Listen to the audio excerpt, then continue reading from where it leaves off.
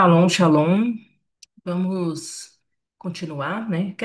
Eu quero ler aqui o texto em Lucas 15. Nós ainda vamos finalizar a parte da orfandade, né?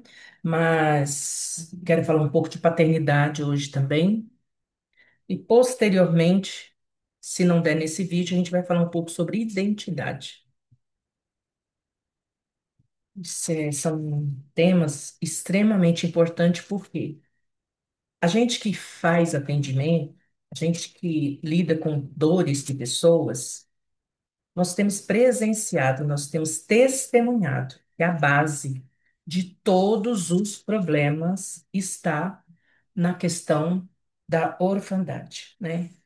E o órfão, ele é adotado por Satanás, né? O inimigo. Por isso que ele luta para destruir a nossa visão de paternidade, nossa, a nossa, a nossa fé, né? No que o Eterno é nosso Pai.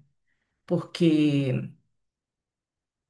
ele não pode tocar nos filhos, né? O filho não entra debaixo dessa atmosfera de orfandade, de rejeição, de abandono, né? De tristeza, de solidão. Então, o inimigo, desde quando a gente nasce, ele já trabalha para destruir a questão da paternidade.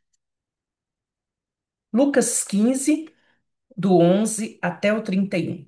E Yeshua continuou: Um homem tinha dois filhos. O mais novo disse ao pai: Pai, quero a minha parte da herança. Assim ele repartiu sua propriedade entre eles. Não muito tempo depois, o filho mais novo reuniu tudo o que tinha e foi para uma região distante. E lá desperdiçou seus bens, vivendo irresponsavelmente. Depois de ter gasto tudo, houve uma grande fome em toda aquela região e ele começou a passar necessidade. Por isso, foi empregar-se com um dos cidadãos daquela região que o mandou para o campo a fim de cuidar dos porcos. Ele desejava encher o estômago com as vagens de alfarrobeiras que os porcos comiam, mas ninguém lhe dava nada. Caindo em si, ele disse: Quantos empregados de meu pai têm comida de sobra e eu aqui morrendo de fome? Eu me porei a caminho e voltarei para meu pai e direi a ele: Pai, pequei contra o céu e contra ti. Não sou digno de ser chamado teu filho. Trata-me como um dos teus empregados. A seguir levantou-se e foi para seu pai. Estando ainda longe, seu pai o viu e, cheio de compaixão, correu para o seu filho e o abraçou e beijou. O filho disse: Pai, pequei contra o céu e contra ti, não sou digno de ser chamado teu filho. Mas o pai disse aos seus servos: Depressa, tragam a melhor roupa, vistam nele, coloque um anel no seu dedo e calçados em seus pés. Traga um novilho gordo e matem-no. Vamos fazer uma festa e alegrar-nos, pois este meu filho estava morto e voltou à vida. Estava perdido e foi achado e começaram a festejar o seu regresso. Enquanto isso, o filho mais velho estava no campo. Quando se aproximou da casa, ouviu a música e a dança. Então chamou um dos servos e lhe perguntou: O que está acontecendo? Este lhes respondeu: Seu irmão voltou e seu pai matou um novilho gordo, porque o recebeu de volta são e salvo. O filho mais velho encheu-se de ira e não quis entrar. Então seu pai saiu e insistiu com ele, mas ele respondeu ao seu pai: Olha, todos esses anos tenho trabalhado como um escravo a teu serviço e nunca desobedeci às tuas ordens. Mas tu nunca me deste um cabrito para eu festejar com os meus amigos. Mas quando volta para casa este teu filho, que esbanjou os teus bens com as prostitutas, matas um novilho gordo para ele. Disse o pai: Meu filho, você está sempre comigo, e tudo que eu tenho é seu. Mas nós tínhamos que celebrar a volta deste seu irmão e alegrar-nos, porque ele estava morto e voltou à vida. Estava perdido e foi achado. Nós sabemos que essa mensagem ela é pregada e dá para explorar diversos temas, né? Mas aqui nós temos a figura da paternidade, nós temos a figura de dois irmãos, né? Quando a gente olha, se nós olharmos com os olhos naturais, o que que a gente vai ver? Ah, mas Deus foi injusto, né? Porque o outro obedecia, porque o outro fazia, porque o outro trabalhava, porque o outro, né, estava sempre junto. E o filho mais novo, diferente, irresponsável, foi fazer. gastar tudo, né? Mas quando a gente olha com os olhos espirituais, nós conseguimos ver que o filho que estava ali, o mais velho, ele nunca esteve numa relação de pai e filho. Se você prestar atenção no texto, você não ouve nem uma hora ele falar, assim, ele chamar, nossa, meu pai, eu amo meu pai, por isso que eu falo, eu faço isso por meu pai e tal. Não, ele entristeceu, se indignou porque o pai estava tratando o irmão daquela forma. E nós podemos também ver duas coisas aqui.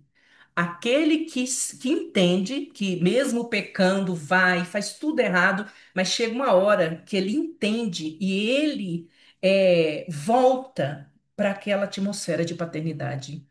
Ele sabe que ele pode contar com seu pai. E ele vai com humildade, porque ele não vai, não, eu vou chegar lá e eu vou, de novo, eu vou ser filho e eu vou ter todas as regalias. Não. Ele fala que ele quer ser um empregado, né? Porque ali Deus já tratou ele no tempo que ele passou trabalhando fora, né? Só que quando esse caçula volta, ele se humilha, ele pede perdão e ele vai e recebe essa unção do pai dele. Porque o pai manda trocar as vestes, né, que estava suja, colocar um anel, que é a identidade, né, de filho de quem ele era, e uns sapatos, né? Então, porque os sapatos iam levar ele ao caminho, ao destino dele. Então, nós podemos ver isso, irmãos, dentro do corpo de Cristo. Muitos estão frequentando igrejas, mas não tem a revelação da paternidade. E nós sabemos que a paternidade só pode ser revelada a nós pelo Espírito de Deus que habita em nós.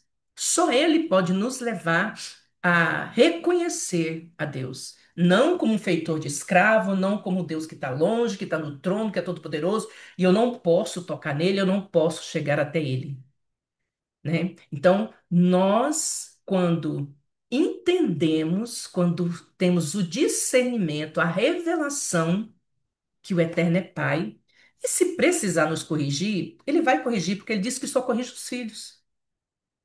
Então, muitos estão vivendo na igreja, mas não conseguem ter uma adoração genuína, não conseguem estar na presença do Pai de uma forma leve, sempre aquele peso, aquela obrigação, como se Deus estivesse pondo uma arma na nossa cabeça para dizer: se você não fizer isso, eu não te amo, se você não fizer isso, você não é abençoado.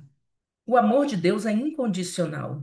Então, todas as vezes que nós vamos trabalhar com pessoas feridas, o primeiro olhar nosso é como ele se comporta como o filho mais novo, que está retornando à casa do pai, se arrependido, mas que consegue perceber, né, esse amor, ou o filho mais velho, que está naquela correria de fazer, fazer, fazer para ser amado, para ser reconhecido.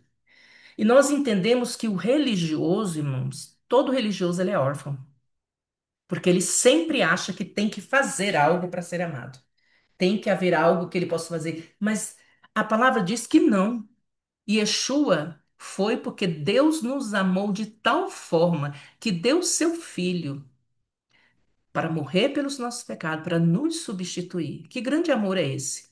Então, irmãos, é um lugar espiritual que nós precisamos tirar as pessoas. Nós precisamos levar elas a entender que o Eterno é Pai. Ele não é um feitor de escravo. Somos servos? Servos na hora que vamos usar o nosso chamado, o nosso propósito, o nosso ministério para fazer algo para o Senhor, para as pessoas, porque fazer para o Senhor é fazer para o próximo. Então, nós precisamos ter essa revelação, esse discernimento. Irmãos, não há cura se não houver essa revelação. Então, como é que eu vou começar esse processo? Fazendo como o filho mais novo. Eu pequei, eu fiz errado e agora eu estou voltando. O Senhor pode me tratar como o Senhor achar melhor, mas Ele nunca vai tratar a gente da forma que o diabo trata. Ele vai nos tratar com esse amor que não tem como medir, esse amor que não tem como mensurar, é algo assim que a nossa mente humana não consegue compreender. Então, nós dependemos do Espírito Santo, né? Então, é, sabemos que Satanás trabalha desde quando nascemos para roubar a nossa paternidade, a nossa revelação.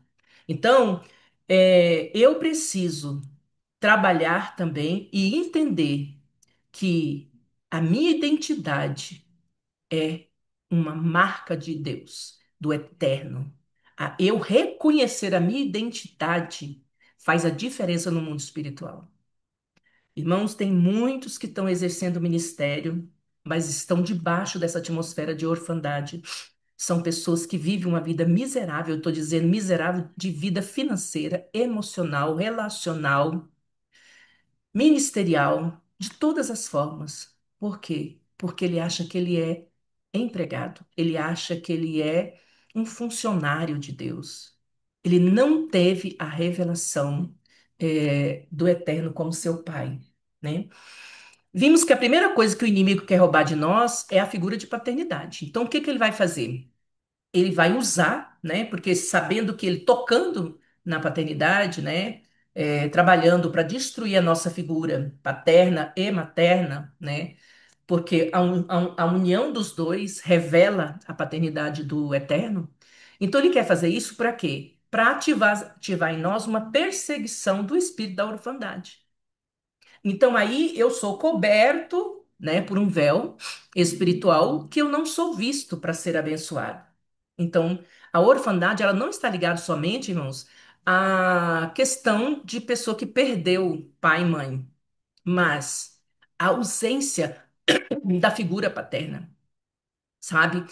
Mesmo estando presente fisicamente, mas desenvolve uma atmosfera de solidão e falta de identidade, né? Nós podemos estar ali vendo o nosso pai, mas nós, quando olhamos para Deus, olhamos, nossa, Deus é igual ao meu pai. Ele é ausente, ele não é carinhoso, ele não é amoroso. Meu pai não coloca limite. Meu pai, quando não é muito duro, ele é permissivo demais e também é prejudicial. Então, a dificuldade que nós temos é orar com essa pessoa para ela chegar numa revelação que o pai biológico não não pode continuar representando a figura do Eterno, a figura do Deus Pai. Por quê? Primeira coisa para quebrar o padrão, se nós não quebrarmos esse padrão que nós viemos da nossa família com pai e mãe, nós vamos reproduzir. Então, você pode notar, todas as vezes que nós temos problema e falamos de pai ou falamos de mãe, o nosso comportamento, principalmente no pecado, na forma de tratar, tudo é igual. Então, para eu quebrar esse padrão, eu preciso perdoar os meus pais, eu preciso cumprir o mandamento que manda honrar. O que que é honrar? É eu reconhecer a debilidade dos meus pais, a fraqueza dos meus pais, o pecado dos meus pais, a quantidade de amor que faltou para eles, né? Como foi, a presença do pai e da mãe na infância, o que que ele viveu. Então, ninguém pode dar aquilo que não tem.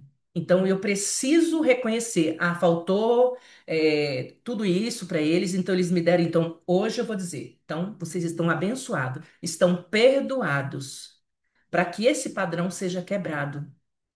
O perdão aos pais e respeitar como eles são, isso é honrar pai e mãe, né? Então, nós temos às vezes uma dificuldade de fazer a diferença entre obediência e honra. Então, honra é eu saber o limite deles e o que eles puderam dar. Agora, eu vou obedecer os meus pais se eles estiverem de acordo com a palavra.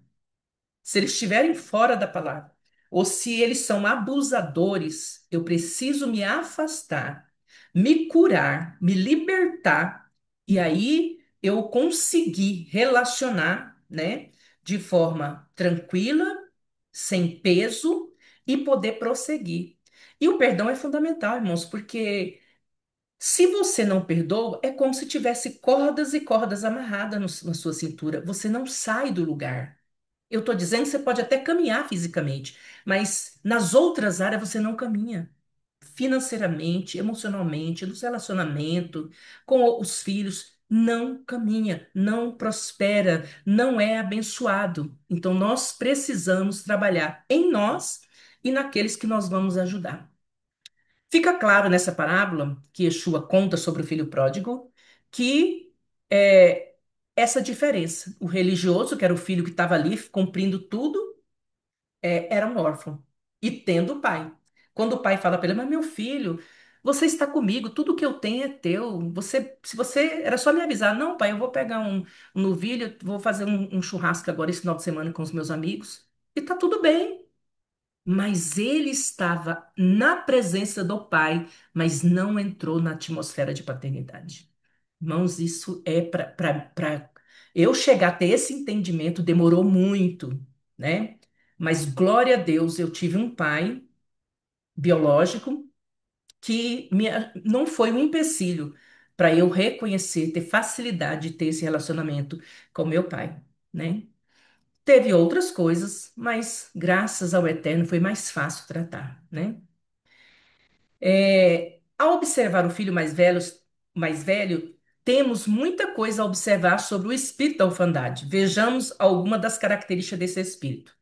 Primeiro, todo órfão, ele tem ausência da alegria na vitória de outra pessoa, ou do pai, do irmão, de quem está próximo. Quando uma pessoa está na frequência da orfandade, ela raramente fica lá feliz pela alegria de outro, com exceção se ela promover essa alegria a outra pessoa. Mas geralmente o órfão não gosta do som da alegria, não gosta da festa, pois ele sempre está na atmosfera de injustiça. Ele sempre pensa que está sendo injustiçado, excluído e rejeitado. E muitas vezes, irmãos, não está acontecendo aquilo. Mas lembra que eu falei que Satanás ele faz isso na infância? Eu aprendi uma coisa com o Senhor, para que eu fosse liberta no tempo, com relação à maternidade e algumas questões da paternidade, eu precisei, irmãos, ter uma revelação que o diabo editou minha história. Eu não li isso no livro, eu não li isso, não tinha na Bíblia, mas quando eu comecei esse processo de cura, o Senhor me disse, ele me disse essa palavra. A sua história está editada. E aí eu fui orar e eu fui buscar na palavra verdades que quebravam essa estrutura na minha cabeça, na minha mente, para que tudo que Satanás fez, o que que ele fazia? Ele pegava, por exemplo, minha mãe acordava sempre à noite para cuidar da gente. Eu tinha bronquite. Eu não lembro dela levantando à noite. Eu lembro só do meu pai. E meu pai fez isso algumas vezes. Então o diabo ele fez isso. Ele editou a minha história para eu acreditar naquilo e aí eu ter problema com a minha mãe. E eu olhava e eu me sentia desse jeito, sabe? Tudo que fazia era para me rejeitar, era injustiça comigo, porque não me amava. Então, irmãos, é uma situação muito ruim, porque você não acessa o coração de Deus nesse ambiente de orfandade. Você não consegue estar na presença dele e saber que ele te ama, mesmo se você não fizer nada, sabe? Se você estiver sentado só ali conversando com ele, ou se você estiver só parado ali, ele vai te amar, mesmo se você tá ali um dia inteiro sem mexer em obra, sem fazer atender, sem ser usado para fazer qualquer coisa no templo, ele vai continuar te amando. E isso, irmãos, é difícil, porque nós vemos de uma criação muito voltada para a religiosidade, do estar, Deus estar feliz conosco se nós estivermos fazendo algo. Na verdade, a conquista do próximo se torna uma ofensa para a pessoa na atmosfera de orfandade, pois ele pensa que a conquistaste tem que ser de modo duro e cruel. Ele acha que é assim, né? Para ele conquistar é de modo duro e cruel. E o outro está ali feliz, está ali cantando. Pois assim sua vida, sem facilitador, pois assim foi sua vida, sem um facilitador ou um instrutor.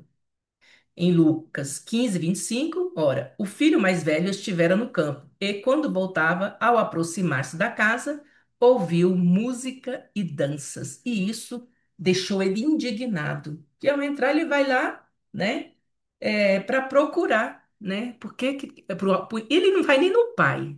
Você vê que ele vai ao empregado perguntar o que que estava acontecendo.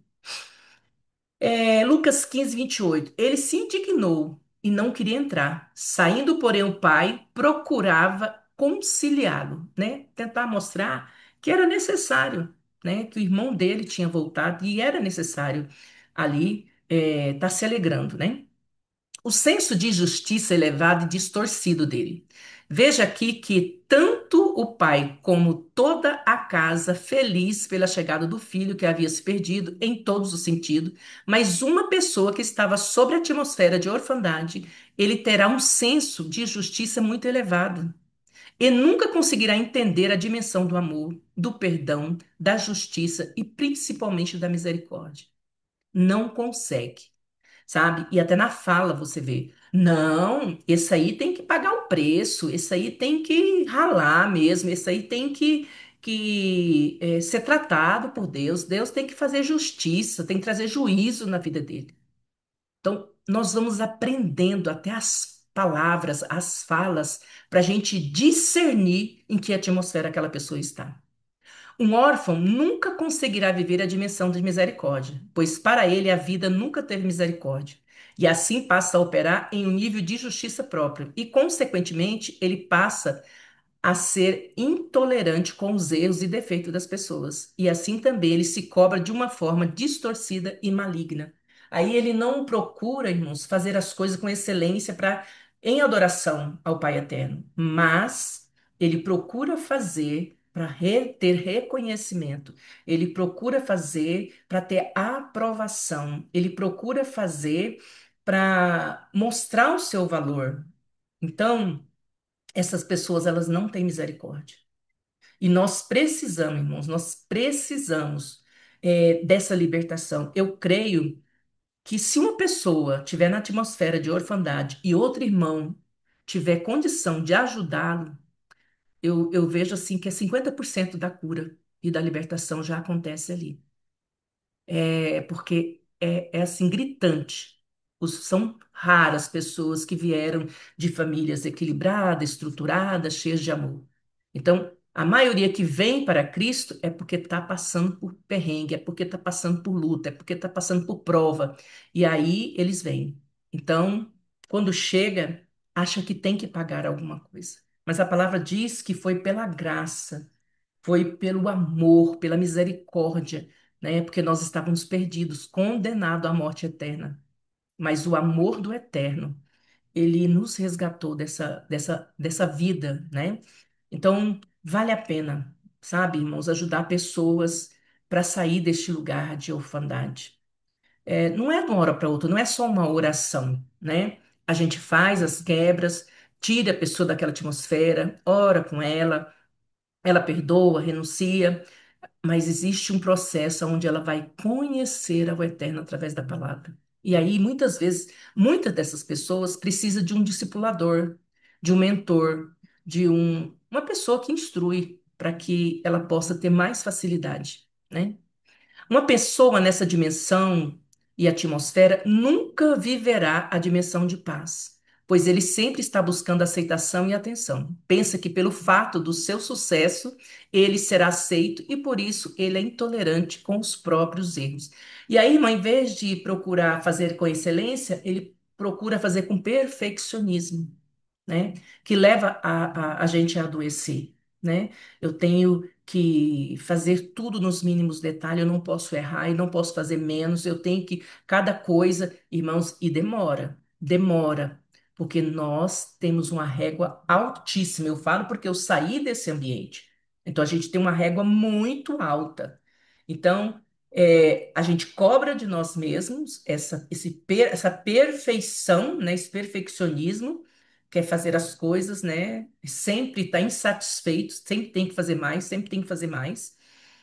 E a gente não tem misericórdia com as pessoas também, né? E aí, muitas vezes, nós confundimos o zelo pelas coisas do Senhor com esse perfeccionismo. É muito duro. Isso faz com que ele viva uma inconstância terrível em sua vida, tanto espiritual, emocional e financeira.